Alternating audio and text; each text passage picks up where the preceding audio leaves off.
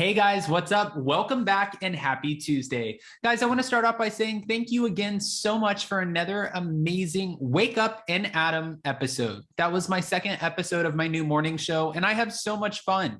I like adjusting my desk, moving it up, standing up, walking around, utilizing the space. And I said I wanted to do something a little bit different. So that's exactly what I'm doing. I'm sprinkling in a little bit of my own stories.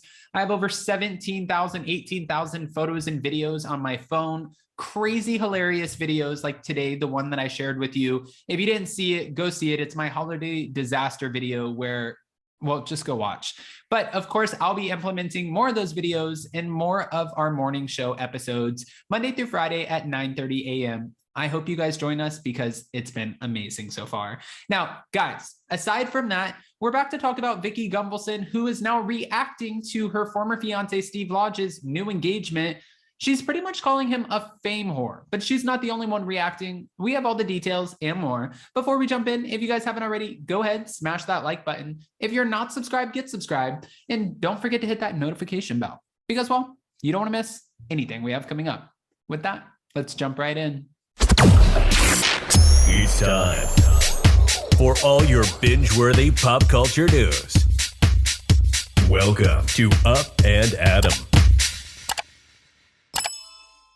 All right, guys, so it looks like after Steve Lodge has announced that he's engaged and getting ready to get married in April of 2022, after being engaged for like ever to Vicki Gunvalson, well, Vicki is not wishing the best, well, for Steve and his new fiance.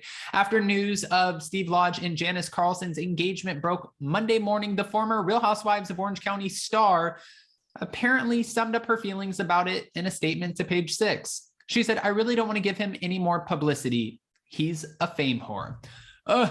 Obviously, we know that Steve has been dubbed as this wannabe California governor, and he tried. He ran. I think he got less than 0.1% of the vote. It was really bad, but he still tried. Now, he proposed to Carlson, who is a 37-year-old school teacher, in December, just 5 days after they became Instagram official. He said, "I did ask Janice on December 20th if she would become Mrs. Steve Chavez Lodge, and she happily agreed." And then he also said in a statement to People, "We will be," he added, "getting married in April of 2022. And we are both very excited, incredibly happy, totally in love, and look forward to our life together." Vicki Gunvalson has a few famous friends that you guys might know. We know them. Well, and I love some of them. I mean, at least how shady they are. I don't know. My face is itchy and you're not supposed to touch your face because it'll break out. And my face is like driving me nuts right now. It's itchy. Oh, you want to know why, guys? It was because I was at the pool yesterday and I was tanning and I put on tanning lotion.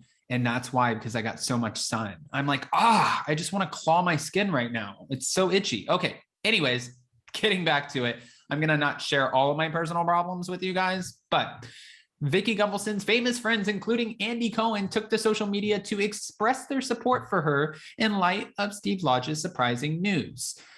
One said, and this was Andy Cohen, "If Vicki Gunvalson doesn't find a great guy this year, it won't be a good year." Andy Cohen wrote, "She deserves it. Hashtag full love tank for VG."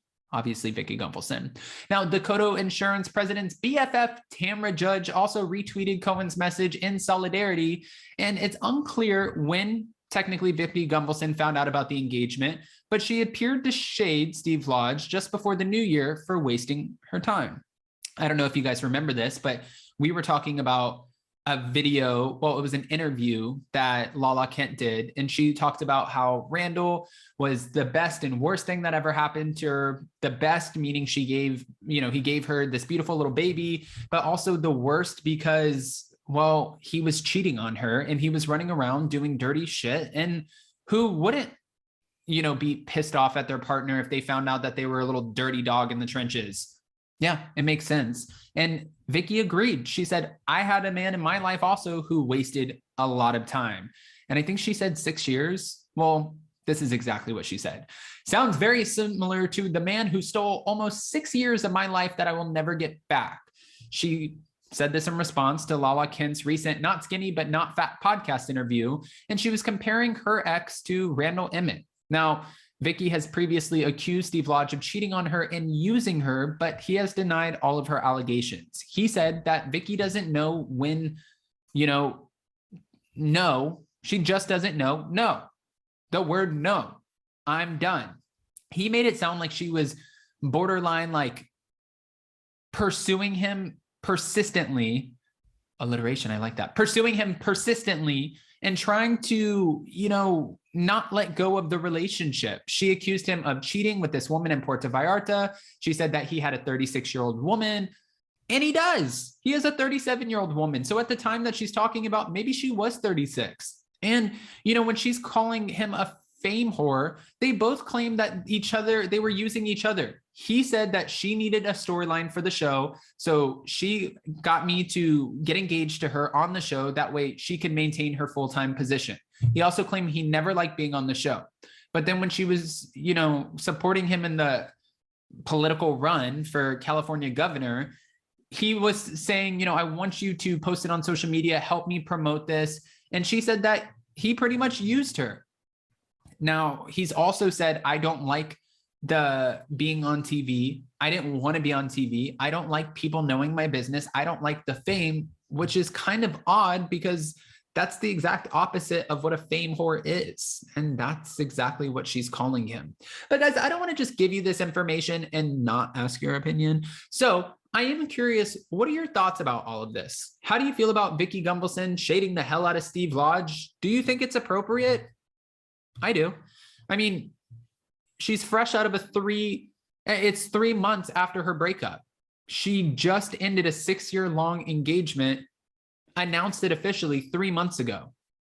So I can imagine Jason and I being together for almost 8 years, and then all of a sudden us breaking up, and 3 years later, that would make more sense. 3 months later, he's like, I'm engaged and I'm getting married. I'd be like, what? That's a little nuts, don't you think? But also, if I was truly done, I don't know if I would care.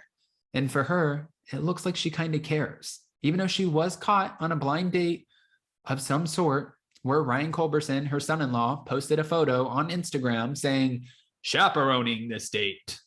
The guy looked like Brooks. Brooks is. So guys, go ahead, comment below. What are your thoughts about this? What do you think about Andy Cohen tweeting out in response and saying, we need to find a great guy for Vicki or else it's not going to be a good year? At least he's supporting her. You fired her and then you're supporting her. We appreciate that, Andy Cohen. And are you guys watching Real Housewives of Orange County this season? We'll be covering it, of course, on Thursday or Wednesday night. It just depends. I'll post it in my community tab. I think we're on episode 5 now at this point. It seems like it's getting harder and harder to keep track over the holidays. Thank God the holidays are over, so we're back to normal programming. But at one point, I couldn't keep up with Vanderpump Rules is not on, Below Deck's on. Below Deck's not on, Vanderpump Rules is on. Orange County's not on. What is going on? I couldn't keep up with it, so I'm glad it's over. But if you guys are watching, hopefully you guys comment below and you're interested in this topic, and hopefully you guys join us in our live recap. Now, again, if you missed my morning show, go back, check it out, be a part of the replay crew, because there are some hilarious moments in this show, especially the videos that I posted, and hopefully you guys enjoy. And also, we had an amazing caller, Krista Marie, share a story about her, let's call it her neighbor's home being stormed on Thanksgiving by the SWAT team. What? You can't make this shit up. I couldn't write this stuff if you asked me to. So go ahead, comment below. Don't forget to smash that like button. If you're not subscribed, get subscribed. And don't forget to hit that notification bell. Because, well, you don't want to miss anything we have coming up. With that, we'll see you next time. Bye, guys.